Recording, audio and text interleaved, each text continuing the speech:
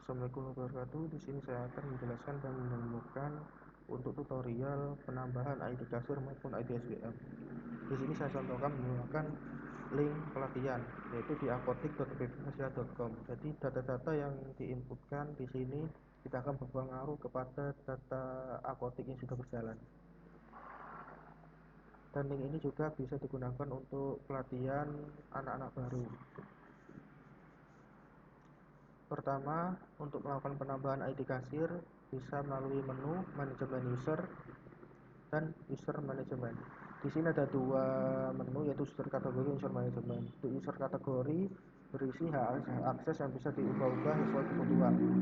Di sini hak aksesnya ada beberapa, ada 9 level, ada wadir, SBM, pengawas, pegawai, kasir, direktur, BM, apoteker, admin. Untuk melakukan pengubahan bisa melalui menu action dan edit. Di sini data-data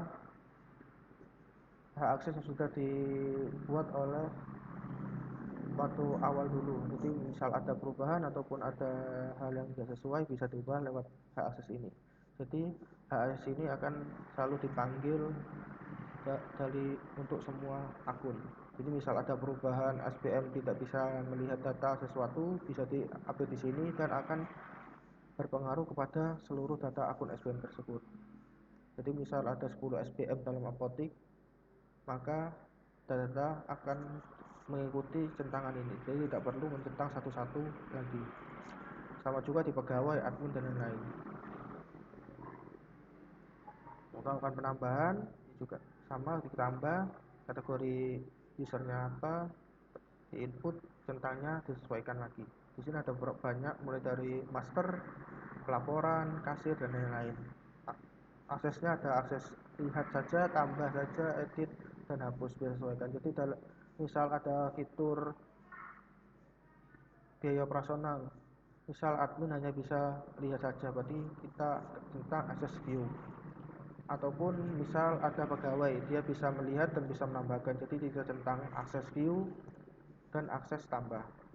Misal SBM bisa akses edit dan lain-lain, disesuaikan dengan kebutuhan hak aksesnya.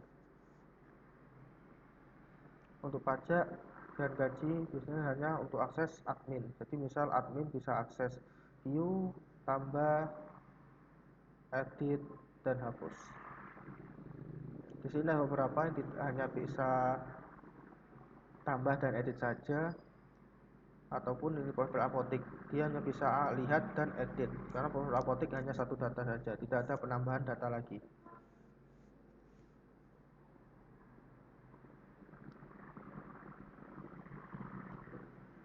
Itu untuk hak akses di per level akun. Untuk selanjutnya yaitu untuk penambahan akun, berarti di menu user management kita klik user management.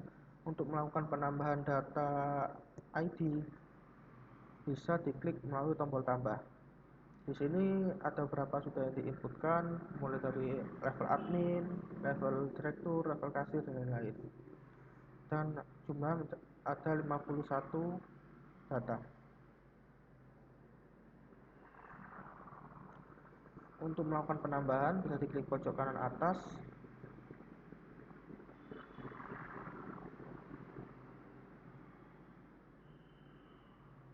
Kita pilih berdasarkan kategori yang akan ditambahkan. Contoh di sini saya akan menambahkan data pegawai. Misal untuk username-nya bisa disesuaikan dengan kebutuhan. Misal pegawai poin. Nama admin di sini bisa disesuaikan. Jadi misal anak tersebut punya dua ID, misal ID kasir siang dan ID kasir malam, bisa disesuaikan dengan namanya sama. Jadi agar tidak membingungkan ID ini punyanya siapa bisa diinput lewat sini, dan data nama admin ini akan muncul di menu-menu atas. Misal di pojok kanan atas akan ada namanya siapa, jadi tidak membingungkan.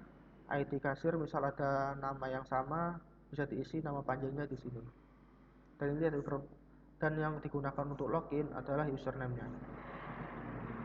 Di sini misal nama pegawainya pegawai baru, passwordnya disesuaikan, misalnya 1423, jenis kelamin, alamat. Ini adalah alamat telepon dan handphone, bisa diisi ataupun bisa tidak. Biar cepat kita isi strip saja. Untuk email wajib diisi dalam bentuk format email, yaitu nama dan nama @domain. Di sini saya akan a@a.com. Statusnya aktif atau blokir. Jadi misalnya anak itu sudah keluar ataupun apa, ataupun tidak dinas di akun tersebut, bisa diblokir. Setelah itu klik submit. Kita cek pegawai poin. Nah, pegawai poin sudah ada dengan nama user pegawai baru dan username-nya adalah pegawai poin. Kita buat contoh login menggunakan pegawai poin. Pegawai spasi poin dengan password 13. Di sini akan langsung login dan hak akses akan berbeda sesuai dengan hak akses yang telah diberikan. Contoh di sini kita master data, hak akses pegawai hanya bisa melihat data obat. Jadi kalau kita klik action, dia hanya memberikan detail dan kartu stok. Begitu juga yang lain.